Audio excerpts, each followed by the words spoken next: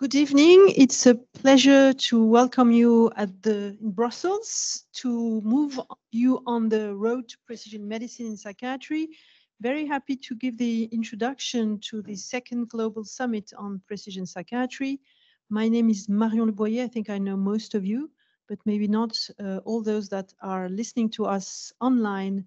I'm a psychiatrist by training. I'm professor of psychiatry in the University of Paris-Est, Créteil in France, head of a department of psychiatry and also of an INSERM laboratory on translational neuropsychiatry. And I'm the CEO of two organizations which are organizing this meeting along with ECNP. And these two organizations are French ones.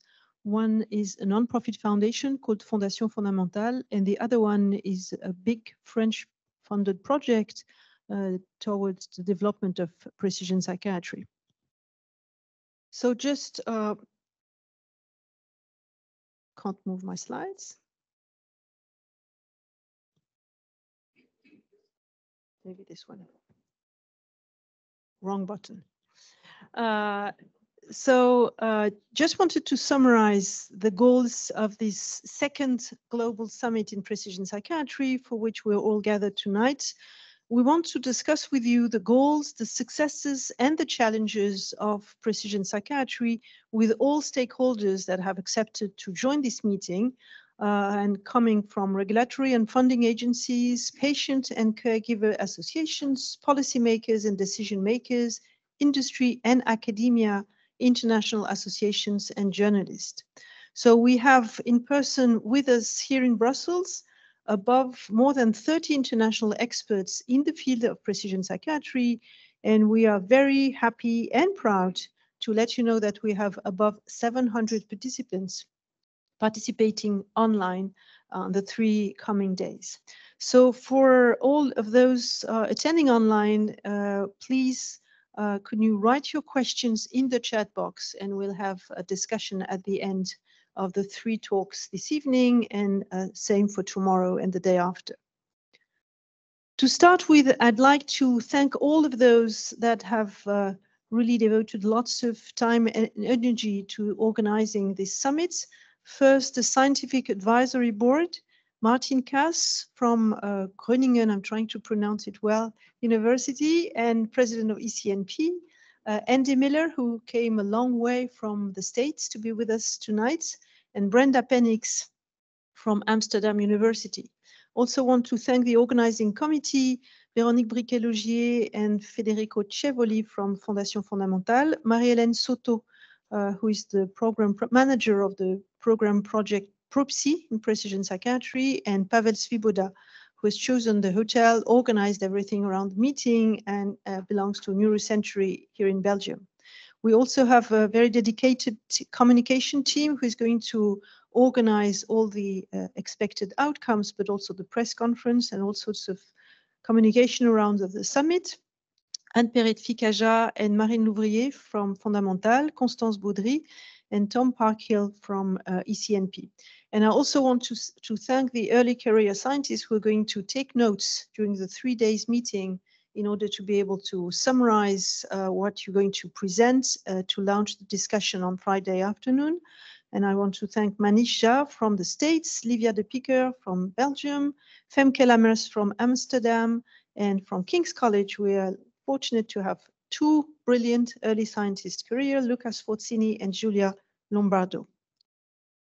So you all know, otherwise you wouldn't be with us tonight, that mental disorders are one of the greatest challenges of the 21st century. It's a major public health issue. We all know that these disorders belong to the top 10 leading causes of burden worldwide. They affect almost 10% of the planet population. They induce an enormous economic cost with 4% of a nation GDP. They are the first cause of DALYs and their first cause of handicap, according to WHO since 2020. The problem, which explains why we are all here today, is that there is still a high unmet need. We know that diagnoses are delayed and underdiagnosed. We know that at best, our patients are partially treated and often with side effects.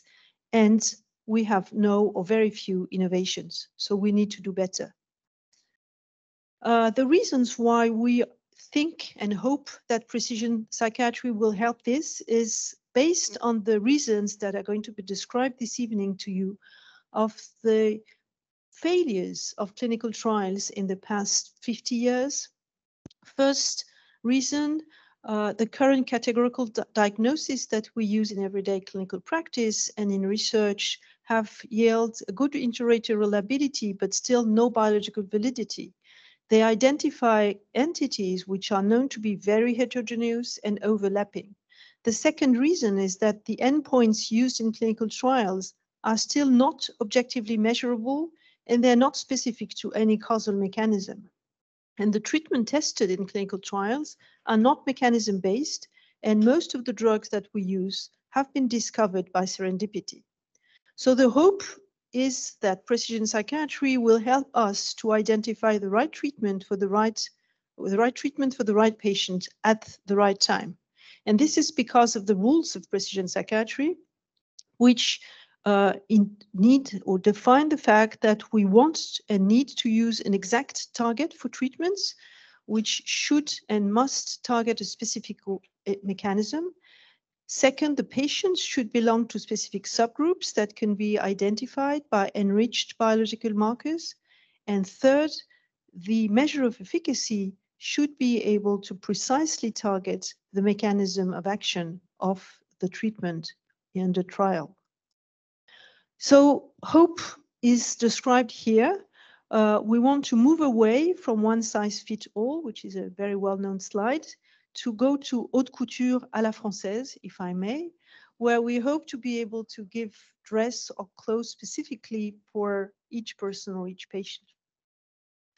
The good news is that we have tools to develop a biologically based framework for mental disorders, moving from DSM or ICD classification, where we know that we identify and describe heterogeneous, overlapping chronic patient groups defined by categorical entities, mostly based on behavioral symptoms, without any of the tools that we can use now to do deep phenotyping.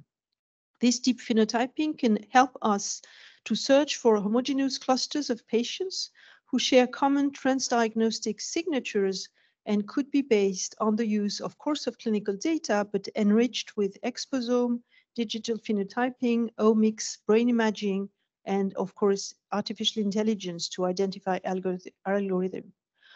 The hope, again, is that using deep phenotyping will be able to identify mechanisms, circuits, and systems to target the underlying biology linked to specific symptoms or dimensions, aiming at precision psychiatry, again, to identify the right treatment to the right patient at the right time.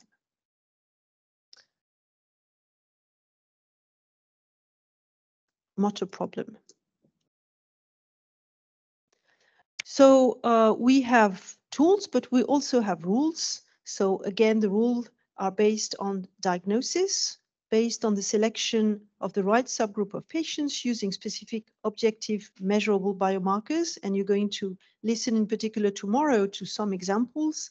For example, biomarker of dimensions, anhedonia and social withdrawal, biomarkers of subgroups using blood-based biomarkers such as autoantibodies for autoimmune psychosis or immunometabolism. We also want to develop endpoints to assess treatment efficacy that need to be objective, measurable, specific of the drug targets, and of course, to discover mechanism-based treatment. Problem is that, of course, we have lots of challenges ahead of us. The first is the demonstration of the validity of the stratification biomarker and the obtention of the regulatory approval of stratification biomarker. The second is the demonstration of the validity of the endpoint and the obtention, once again, of the regulatory approval. And the third is the demonstration of the clinical efficacy of the mechanism-based treatment aligned with stratification biomarker for diagnosis and endpoints. The other problem we have to face is that today the field of mental disorders lack investments and companies, in particular when compared to other domain of treatment. So, for example, we have identified that biotechnology companies focused on mental disorders are very rare, 700 companies have been identified in the field of mental disorders. In comparison, 2,400 have been listed in the field of neurological disorders and more than 14,000 in oncology. On top of that, these companies benefit from fewer and smaller investments. More than $126 billion have been invested in oncology in the past years, while investment in companies focused on mental disorders represent less than $7 billion. And average money raised per company is much lower for mental disorders than for oncology and neurological disorders. The other problem is that there is limited access to innovative treatments. And if you look at the number of marketed drugs in Europe, it's much smaller than what is available in the States. So in Europe, there is 43 marketed drugs for one of the 4 indications for bipolar disorders, autism, schizophrenia, treatment-resistant depression, while the number of marketed drugs in the US for one of these indications is 54. And there are several barriers to be overcome to improve drug market access. In Europe, in particular, market authorization bodies lack skills about mental disorders, which can lead to difficult and very lengthy decision-making. Innovation in mental illness struggles to be recognized as such, particularly in the case of incremental innovations. And as a result, prices and reimbursement rates for drugs to treat mental disorders are too low. For example, and it's also difficult for patients to have access in some hospitals to have access to these very expensive drugs. This is the case, for example, in France of esketamine, which is still considered by hospitals to be too expensive. So another good news is the reason why we are here, which is that all these figures, all this data do demonstrate that we need to share this data, this vision, and these challenges with stakeholders, which is why we are here during those 3 days. So we have also already started to have this discussion, and the very first meeting organized by Fondation FondaMental was last year in Switzerland, in Caen, where we had the first meeting on precision psychiatry. This was followed by a meeting organized by ECNP on a New Frontiers meeting organized on precision psychiatry in Nice last March. And this meeting today is organized by FondaMental, the PEPR PROPSY, and ECNP with several goals that I'm going to describe in a minute. So this meeting is organized in 3 days. This evening, we are here before dinner to set the stage with 3 talks to define and explain precision psychiatry. Then Martin Katz will describe and summarize what happened during the ECNP New Frontiers meeting in Nice. And Andy Miller will explain why we so much need precision psychiatry just by looking at the lessons from the past. Then tomorrow we have a long day. I hope it's going to be extremely interesting, where we want to move from inspiration to implementation. And in the morning, we will be describing lessons learned in other fields which have already have lots of successes thanks to precision medicine in neurology and oncology. Then we will describe some successes that are already here coming from precision psychiatry. And in the afternoon, we will describe the tools to enrich and stratify, and also to create and use other tools to improve, for example, transdiagnostic categories, discoveries, and treatments. And on the Friday, we will discuss the way forward with first strategies for drug development. An important talk in the middle of the morning will be given by Florence Butlen coming from European Medicine Agency on the implications of this new strategy of precision psychiatry for trials and regulatory settings. And then we'll end this conference with vision from stakeholders. And we're very happy to have with us Gamian with Peter Carey and the explanations of how the RDoC criteria will develop within precision psychiatry. So this global summit, of course, will try to define outcomes, and we're happy to share ideas with you if you have other suggestions on what could be expected out of this summit. We'll have a press conference on Friday morning We will try to work on the writing of a policy brief for policy and decision makers, and we will define and describe where we're going to move on in terms of scientific communications, papers, publications, and maybe books. Just want to conclude this introduction by introducing the organization members of this meeting. First, the Fondation FondaMental, which is a French foundation, which has been created in 2007 by the French government to support research and innovation in psychiatry in France, with 4 missions. First, to improve the detection and diagnosis of major psychiatric disorders via a network which we are coordinating of 53 expert centers, and I think you have a map of them somewhere on the posters on the wall. Second goal, to accelerate research in psychiatry. Third, to disseminate scientific knowledge. And fourth, to alert decision makers. We have founding members which come from the public domain, and we have an international scientific board, and I'm sure you're going to recognize some famous names, and all these people are working with us for the past 10 to 15 years. We have several achievements. So we are working for major psychiatric disorders. We have been enabled to create very large and shared databases with over 8,000 patients. We are working in networks with academic labs. We have created digital platforms and apps. We have networks of 53 expert centers that work together and accept to share clinical data, variables, biomarkers that have enabled us to create very large cohorts. And we have more than 40 projects, ongoing research projects at national and international levels. And we have lots of partnership with startups and enterprise. The second host of this meeting is the French project program in Precision Psychiatry, which has been funded within the call, which is called France 2030, which was launched to select some projects. And we are very proud to have been selected in July 2022. And this slide describes basically the different elements and components of this project. We're going to work on 4 disorders: bipolar disorder, recurrent depression, schizophrenia, and autism.